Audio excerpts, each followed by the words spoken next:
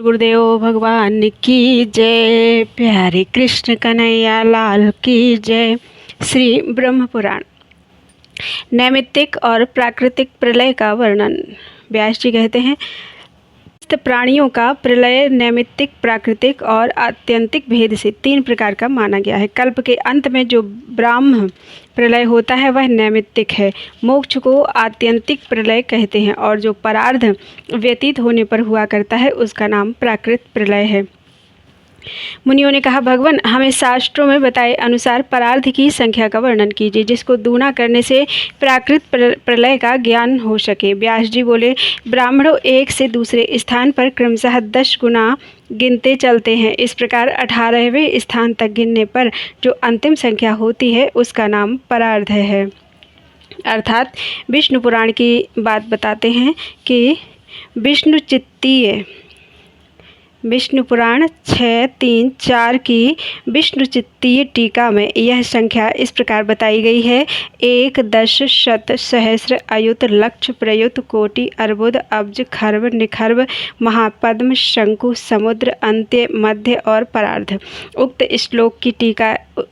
श्लोक की ही टीका करते हुए श्रीधर स्वामी ने वायु पुराण के कुछ श्लोक उद्धृत किए हैं जो इस प्रकार हैं: कोटि कोटि सहस्राणि परार्धमिति कीर्त्यते परार्ध द्विगुणं चापि परमाहुर्मनीषिणः स्थानं 10 गुणं विद्यादेकं 10 सत्ततः सहस्रं युतं तस्मान्ने युतं प्रयुतं ततः अर्बुदं न्यर्बुदं चैव वृन्दं चैव ततः परं खर्वं चैव निखर्वं च शङ्खं पद्मं तथैव च समुद्रो मध्यमन्त्यश्च परार्धं परमेव च एवमष्टादशैतानि पदानि गणनाविधौ। अर्थात कोटि कोटि सहस्र को एक परार्ध कहते हैं। इसको दूना करने पर एक पर होता है, ऐसा मनीषी पुरुषों का कथन है। नीचे लिखे अंकों के 18 स्थान उत्तरोत्तर 10 गुने जानने चाहिए। 1, 10, शत, सहस्र, अयुत, नियुत, प्रयुत, अर्बुद, न्यर्बुद, वृंद, खर्व, निखर्व, शंख, पद्म, समुद्र, मध्य, अंत्य तथा परार्ध।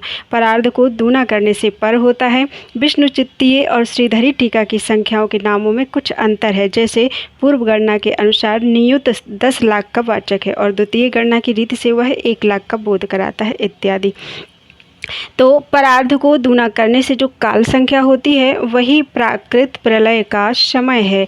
उस समय संपूर्ण दृश्य जगत अपने कारणभूत अव्यक्त में लीन हो जाता है। मनुष्य का निमेष पलक गिरने का काल मात्रा कहलाता है, क्योंकि एक मात्रा वाले अक्षर के उच्चारण में जितना समय लगता है उतना निमेष में भी लगता है। 15 निमेषों की एक काष्ठा और 30 काष्ठा की एक कला होती है। 15 कला एक नाड़ी का प्रमाण है। 12.5 पल तांबे के बने हुए जल के पात्र से नाड़ी का ज्ञान होता है।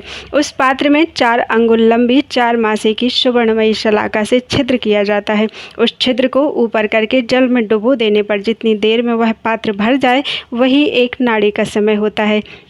मगध देशीय माप से वह एक पात्र जलपृष्ठ कहलाता है। 2 नाड़ी का एक मुहूर्त 30 मुहूर्त का एक दिन रात और 30 दिन रात का एक मास होता है। 12 मास का एक वर्ष होता है। देवलोक में यही एक दिन रात कहलाता है।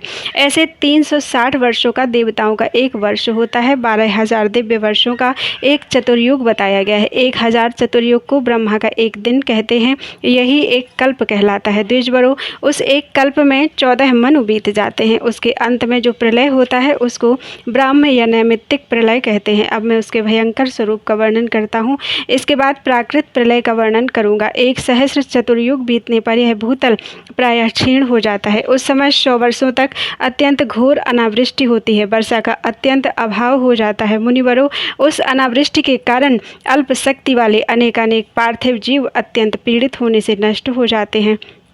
तदनंतर रुद्र रूपधारी अविनाशी भगवान विष्णु जगत का संहार करने के लिए संपूर्ण प्रजा को अपने में लीन कर लेने का यत्न करते हैं। मुनिवरों, उस समय भगवान विष्णु सूर्य की 7 किरणों में स्थित होकर पृथ्वी का संपूर्ण जल सोख लेते हैं। संपूर्ण प्राणियों और पृथ्वी में स्थित समस्त जल को सोख कर वे समूची वसुधा को सुखा डालते हैं। समुद्र, नदी, पर्वतीय नदी, झरने और पातालों में जो जल होता है वह सब वे सुखा देते हैं। तत्पश्चात भगवान के प्रभाव से और सब जगह के जल का शोषण करने से परिपुष्ट हुई वे सूर्य की 7 रश्मियां 7 सूर्यों के रूप में प्रकट होती हैं। उस समय ऊपर नीचे सब ओर जाज्वल्यमान होकर वे 7 सूर्य पाताल लोक सहित संपूर्ण त्रिलोकी को जला डालते हैं।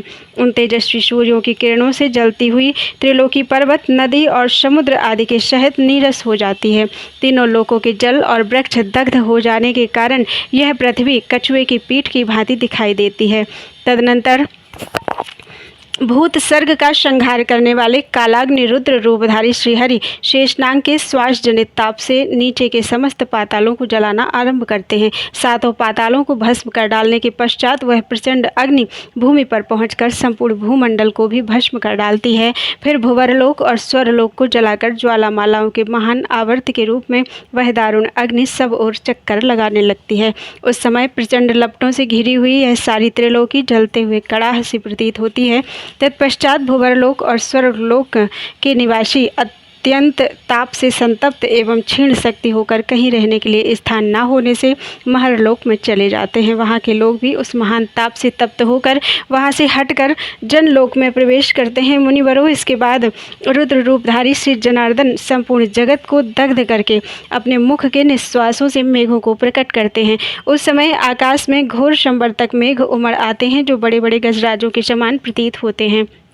वे बिजली की गड़गड़ाहट के साथ भयंकर गर्जना करते हैं। उनका आकार विशाल होता है। अपनी विकट गर्जना से वे संपूर्ण आकाश को व्याप्त कर लेते हैं और मूसलाधार पानी बरसाकर त्रिलोकी के भीतर फैले हुए उस अत्यंत भयंकर अग्नि को पूर्ण रूप से बुझा देते हैं। रथ की धुरी के समान स्थूल धाराओं की वर्षा करते हुए संपूर्ण जगत को जल से आप्लावित कर देते हैं। संपूर्ण भूतल को जलमग्न करने के पश्चात वे भुवरलोक को भी डुबा देते हैं। उस समय संसार में सब ओर अंधकार छा जाता है। चर और अचर सब नष्ट हो जाते हैं। उस अवस्था में वे महान संवर्तक मेघ 100 वर्षों से अधिक काल तक वर्षा करते रहते हैं। द्विजवरों, जब सारा जल सप्तऋषियों के स्थान तक पहुंचकर स्थिर होता है उस समय संपूर्ण त्रिलोकी एकार्णव मग्न हो जाती है। तदनंतर भगवान विष्णु के निश्वास से प्रकट हुई वायु उन मेघों को छिन्न भिन्न कर देती है और 100 वर्षों से अधिक काल तक बहती रहती है। फिर विश्व के आदि कारण, अनादि, अचिंत्य एवं सर्वभूतमय भूत भावन भगवान संपूर्ण वायु को पीकर एकार्णव के जल में शेषनाग की शैया पर आसीन होते हैं। वे आदिकर्ता भगवान श्रीहरि हैं। ब्रह्मा जी का रूप धारण करके शयन करते हैं। उस समय जनलोक के सनक आदि सिद्ध उनकी स्तुति करते हैं और ब्रह्मलोक के मुमुक्षु उनका चिंतन करते रहते हैं। वे परमेश्वर अपनी मायामयी दिव्य योग निद्रा का आश्रय लेकर अपने ही वासुदेव नामक स्वरूप का चिंतन करते हैं। विप्रवरों, यह नैमित्तिक नाम का प्रलय है। इसमें निमित्त यही है कि उस समय ब्रह्म रूपधारी श्रीहरि शयन करते हैं। जब तक सर्वात्मा श्रीहरि जागते हैं तब तक सारा जगत सचेष्ट रहता है और जब वे मायामयी सैया पर शयन करते हैं उस समय सारा जगत विलीन हो जाता है। ब्रह्मा जी का जो सहस्त्र चतुर्युग का एक दिन होता है, एक कारणम में शयन करने पर उनकी उतनी ही बड़ी रात्रि होती है। रात्रि के बाद जागने पर ब्रह्मरूपधारी अजन्मा श्री विष्णु पुनः सृष्टि करते हैं। यह बात मैं पहले बता चुका हूँ। यह कल्प का संहार, अंतर प्रलय और नैमित्तिक प्रलय कहा गया। अब प्राकृत प्रलय का वर्णन सुनो। अनावृष्टि और अग्नि आदि के द्वारा जब सब प्राणियों का संहार हो जाता है और संपूर्ण लोक तथा समस्त पाताल नष्ट हो जाते हैं उस समय भगवान विष्णु की इच्छा से प्राकृत प्रलय का अवसर उपस्थित होने पर महत्तत्व से लेकर विशेष पर्यंत संपूर्ण विकारों का क्षय हो जाता है। पहले भूमि के गंध आदि गुण को जल अपने में लीन कर लेता है। गंध नष्ट हो जाने से पृथ्वी का लय हो जाता है। गंध तन्मात्रा का नाश हो जाने के कारण सारी पृथ्वी जल रूप में परिणत हो जाती है। फिर तो जल बड़े वेग से घोर शब्द करते हुए बढ़ने लगता है और संपूर्ण जगत को व्याप्त कर लेता है। वह कहीं तो स्थिर रहता है और कहीं वेग से बहता रहता है। इस प्रकार संपूर्ण लोक सब ओर से तरंग मालाओं से युक्त जल राशि द्वारा व्याप्त हो जाते हैं। तत्पश्चात जल के गुण रस को तेज पी लेता है। रस तन्मात्रा का नाश होने से जल अत्यंत तप्त होकर सूख जाता है। रस का अपहरण होने से संपूर्ण जल तेजः स्वरूप लोप हो जाता है। इस प्रकार जब तेज से आवृत्त होकर जल अग्नि की सी अवस्था में पहुंच जाता है तब अग्नि तत्व सब ओर फैलकर उस जल को सोख लेता है। उस समय संपूर्ण जगत में धीरे धीरे आग की लपटें फैल जाती हैं। जब सारा जगत ऊपर नीचे और इधर उधर अग्नि की ज्वालाओं से व्याप्त हो जाता है तब अग्नि के प्रकाशक गुण रूप को वायु तत्व में अपने में लीन कर लेता है। सबके कारण स्वरूप वायु में जब अग्नि का प्रकाशक तत्व रूप विलीन हो जाता है तब रूप तन्मात्रा के नष्ट हो जाने से अग्नि तत्व रूपहीन होकर स्वयं ही शांत हो जाता है। फिर वायु प्रचंड गति से चलने लगती है। तेजस तत्व के वायु में स्थित हो जाने से जगत में प्रकाश नहीं रह जाता। जब वायु तत्व अपने उद्भव और लय स्थान आकाश का आश्रय लेकर ऊपर नीचे अगल बगल एवं दसों दिशाओं में बड़े वेग से बहने लगती है, तदनंतर वायु के भी गुण स्पर्श को आकाश ग्रस लेता है। इससे वायु शांत हो जाती है और केवल आवरण शून्य आकाश रह जाता है। वह रूप रस स्पर्श गंध तथा आकार से रहित परम महान आकाश सबको व्याप्त करके प्रकाशित होता है। आकाश सब ओर से गोल एवं छत्र स्वरूप है। शब्द उसका गुण है। वह शब्द तन मात्रा युक्त आकाश संपूर्ण विश्व को आवृत्त किए रहता है। तत्पश्चात आकाश को भूतादि तामस अहंकार, भूतादि को महत्तत्व और इन सब के सहित महत्तत्व को मूल प्रकृति अपने में लीन कर लेती है। द्विजवरु न्यूनता और अधिकता से रहित जो सत्वादि तीनों गुणों की साम्य अवस्था है उसी को प्रकृति कहते हैं। यही प्रधान भी कहलाती है। प्रधान ही संपूर्ण सृष्टि का प्रधान कारण है। ब्राह्मणों, इस प्रकार यह संपूर्ण प्रकृति व्यक्ताव्यक्त स्वरूपणी है। इसमें जो व्यक्त स्वरूप है वह अव्यक्त में लीन होता है। द्विजवरु, प्रकृति से भिन्न जो एक सिद्ध अक्षर नित्य तथा सर्वव्यापी पुरुष है वह भी सर्वभूतमय परमात्मा का ही अंश है। जो सत्ता मात्र स्वरूप ज्ञेय ज्ञानात्मा और देहात्म संघात से परे है, जिसमें नाम और जाति आदि की समस्त कल्पनाएं विलीन हो जाती हैं, वही परब्रह्म, परमधाम, परमात्मा तथा परमेश्वर है। उसी को विष्णु कहते हैं। भगवान विष्णु ही इस संपूर्ण विश्व के रूप में स्थित हैं। उनको प्राप्त हो जाने पर मनुष्य फिर इस संसार में नहीं लौटता। मैंने जिस व्यक्ताव्यक्त रूपणी प्रकृति का वर्णन किया है वह तथा पुरुष दोनों ही परमात्मा में लीन होते हैं। वह परमात्मा सबका आधार तथा परमेश्वर है। वेदों और वेदांतों में विष्णु के नाम से उसकी महिमा का गान किया जाता है। प्रवृत्ति अर्थात कर्मयोग और निवृत्ति अर्थात सांख्य योग के भेद से वैदिक कर्म दो प्रकार के हैं। उन दोनों ही कर्मों द्वारा मनुष्य यज्ञ स्वरूप भगवान की आराधना करते हैं। प्रवृत्ति मार्ग के अनुयायी पुरुष ऋग्वेद, यजुर्वेद और सामवेदोक्त मार्गों से यज्ञों के स्वामी यज्ञ पुरुष भगवान पुरुषोत्तम का यजन करते हैं तथा निवृत्ति एवं योग मार्ग के पथिक ज्ञान योग के द्वारा ज्ञानात्मा, ज्ञान मूर्ति एवं मुक्ति फलदायक भगवान विष्णु की आराधना करते हैं। ह्रस्व, दीर्घ और प्लुत स्वरों के द्वारा जिस किसी वस्तु का प्रतिपादन किया जाता है और जो वाणी का विषय नहीं है वह सब अविनाशी भगवान विष्णु ही हैं। वे ही व्यक्त हैं, वे ही अव्यक्त हैं, वे ही अव्यय पुरुष तथा वे ही परमात्मा, विश्वात्मा और विश्व रूपधारी श्री हरि हैं। वह व्यक्ताव्यक्त स्वरूपणी प्रकृति तथा पुरुष भी उन्हीं अव्याकृत परमात्मा में लीन होते हैं। ब्राह्मणों, मैंने जो परार्ध का काल बतलाया है वह सर्वेश्वर भगवान विष्णु का दिन कहलाता है। व्यक्त जगत के अव्यक्त प्रकृति में और प्रकृति के पुरुष में लीन होने पर फिर उतने ही काल की भगवान विष्णु की रात्रि होती है। तपोधनो, वास्तव में नित्य स्वरूप परमात्मा श्री विष्णु का ना तो कोई दिन है और न रात्रि ही, तथापि केवल आरोप से उनके विषय में ऐसा कहा जाता है। मुनिवरों, इस प्रकार मैंने तुमसे प्राकृत प्रलय का वर्णन किया। बोलो वृंदावन बिहारी लाल की जय। आत्यंतिक प्रलय का निरूपण, आध्यात्मिक आदि त्रिविध तापों का वर्णन और भगवत तत्व की व्याख्या। व्यास जी कहते हैं, ब्राह्मणों, आध्यात्मिक आदि तीनों तापों को जानकर ज्ञान और वैराग्य उत्पन्न होने पर विद्वान आत्यंतिक लय को प्राप्त होते हैं। आध्यात्मिक ताप के भी दो भेद हैं, शारीरिक और मानसिक। शारीरिक ताप के बहुत से भेद हैं, उनका वर्णन सुनो। शिरोरोग, प्रतिश्याय अर्थात पीनस, ज्वर, सूल, भगंदर, गुल्म, पेट की गांठ, अर्श यानी बवासीर, स्वयथु अर्थात सूजन, श्वास अर्थात दमा, छर्दी अर्थात बमन आदि तथा नेत्र रोग, अतिसार अर्थात पेचिस और कुष्ठ यानी कोढ़ आदि। शारीरिक कष्टों के भेद से दैहिक ताप के अनेक भेद होते हैं। अब मानस ताप का वर्णन सुनो। काम, क्रोध, भय, द्वेष, लोभ, मोह, विषाद अर्थात चिंता, शोक, असूया अर्थात दोष दृष्टि, अपमान, ईर्ष्या, मात्सर्य तथा पराभव आदि के भेद से मानस ताप के अनेक रूप हैं। ये सभी प्रकार के ताप आध्यात्मिक माने गए हैं। मृग, पक्षी, मनुष्य आदि तथा पिशाच, सर्प, राक्षस और बिच्छू आदि से मनुष्यों को जो पीड़ा होती है उसका नाम आदि भौतिक ताप है। शीत, उष्ण, वायु, वर्षा, जल और विद्युत आदि से होने वाले संताप को आधिदैविक कहते हैं। मुनिवरों, इनके सिवा गर्भ, जन्म, बुढ़ापे, अज्ञान, मृत्यु और नरक से प्राप्त होने वाले दुख के भी सहस्रों भेद हैं। अत्यंत मल से भरे हुए गर्भाशय में सुकुमार शरीर वाला जीव झिल्ली से लिपटा हुआ रहता है। उसकी पीठ और ग्रीवा की हड्डियां मुड़ी होती हैं। माता के खाए हुए अत्यंत तापदायक और अधिक खट्टे, कड़वे, चरपरे, गर्म और खारे पदार्थों से कष्ट पाकर उसकी पीड़ा बहुत बढ़ जाती है। वह अपने अंगों को फैलाने या सिकोड़ने में समर्थ नहीं होता। मल और मूत्र के महान पंख में उसे सोना पड़ता है, जिससे उसके सभी अंगों में पीड़ा होती है। चेतना युक्त होने पर भी वह खुलकर सांस नहीं ले सकता। अपने कर्मों के बंधन में बंधा हुआ वह जीव सैकड़ों जन्मों का स्मरण करता हुआ बड़े दुख से गर्भ में रहता है। जन्म के समय उसका मुख मलमूत्र, रक्त और वीर्य आदि में लिपटा रहता है। प्राजापत्य नामक वायु से उसकी हड्डियों के प्रत्येक जोड़ में बड़ी पीड़ा होती है। प्रबल प्रसूति वायु उसके मुंह को नीचे की ओर कर देती है और वह गर्भस्थ जीव अत्यंत आतुर होकर बड़े क्लेश के साथ माता के उदर से बाहर निकल पाता है। मुनिवरों, जन्म लेने के पश्चात बाह्य वायु का स्पर्श होने से अत्यंत मूर्छा को प्राप्त होकर वह बालक अपनी शुद्ध बुद्ध खो बैठता है।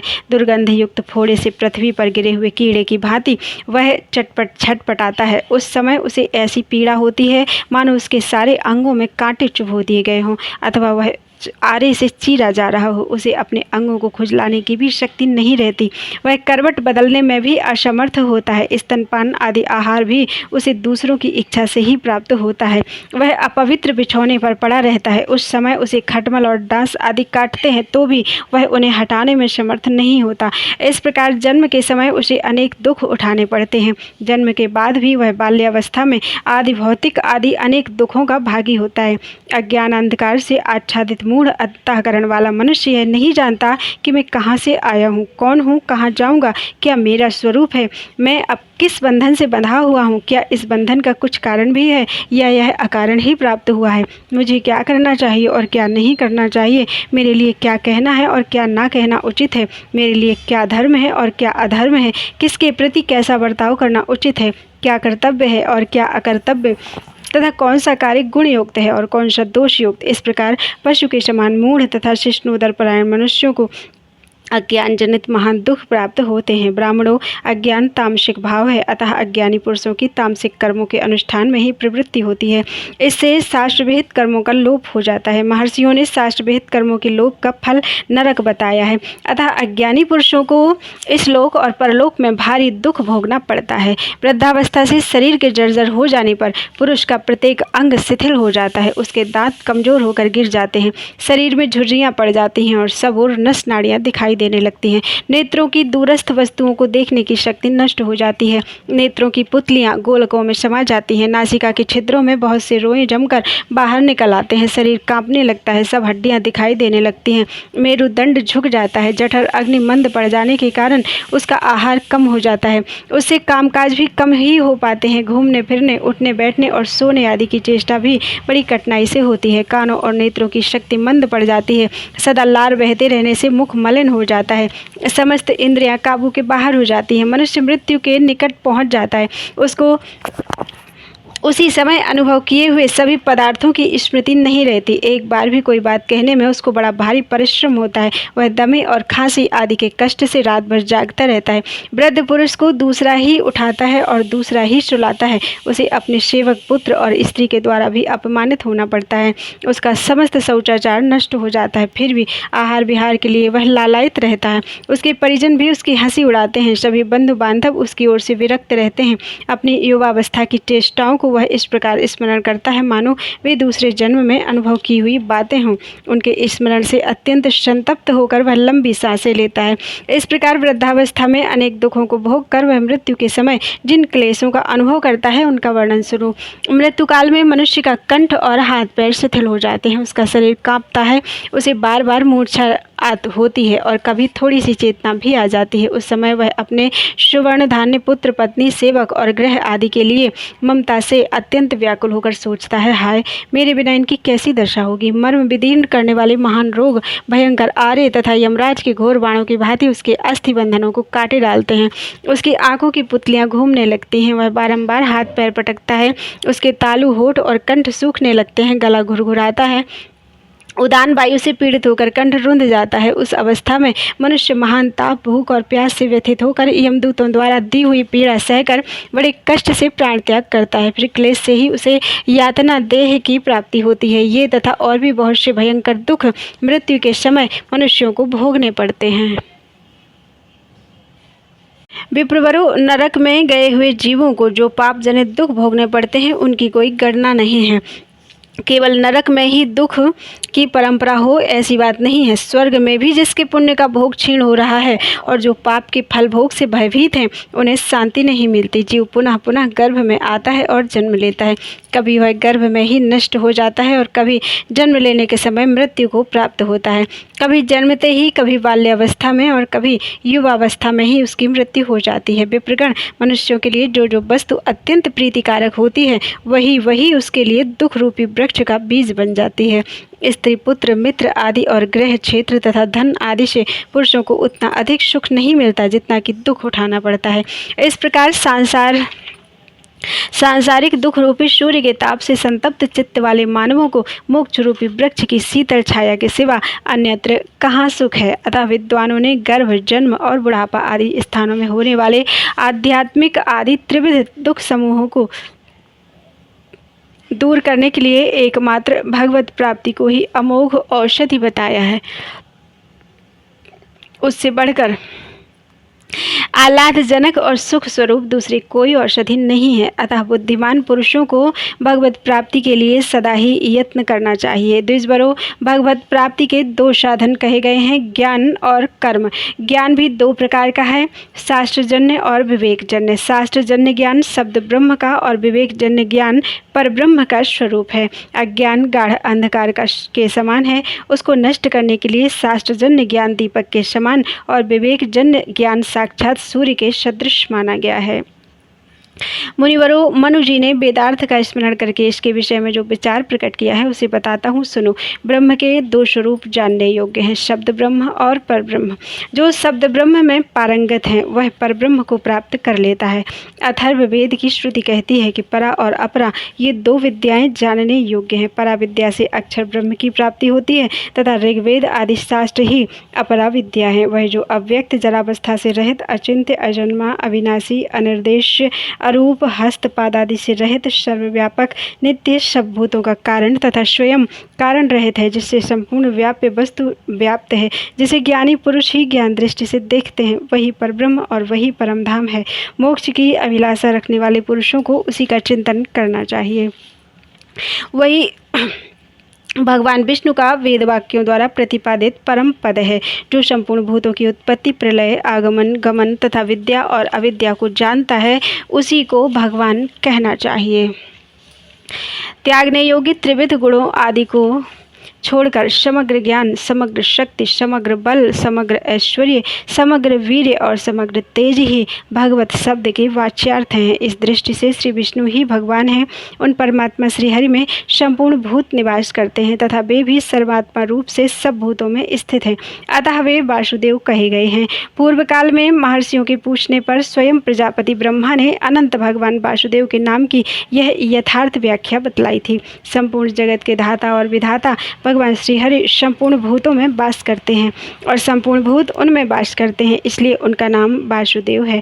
वे परमात्मा निर्गुण, समस्त आवरणों से परे और सबके आत्मा है। संपूर्ण भूतों की प्रकृति तथा उसके गुण और दोषों की पहुंच के बाहर हैं। संपूर्ण भुवनों के बीच में जो कुछ भी स्थित है वह सब उनके द्वारा व्याप्त है समस्त कल्याणमय गुण उनके स्वरूप हैं। उन्होंने अपनी माया शक्ति के लेश मात्र से संपूर्ण प्राणियों की सृष्टि की है। वे अपनी इच्छा से मन के अनुरूप अनेक शरीर धारण करते हैं तथा उन्हीं के द्वारा संपूर्ण जगत के कल्याण का साधन होता है। वे तेज, बल और ऐश्वर्य के महान भंडार हैं, पराक्रम और शक्ति आदि गुणों की एकमात्र राशि हैं तथा पर से भी परे हैं। उन परमेश्वर में संपूर्ण क्लेश आदि का अभाव है। वे ईश्वर ही व्यष्टि और समष्टि रूप हैं। वे ही अव्यक्त और व्यक्त स्वरूप हैं। सबके ईश्वर, सबके दृष्टा, सर्वज्ञ,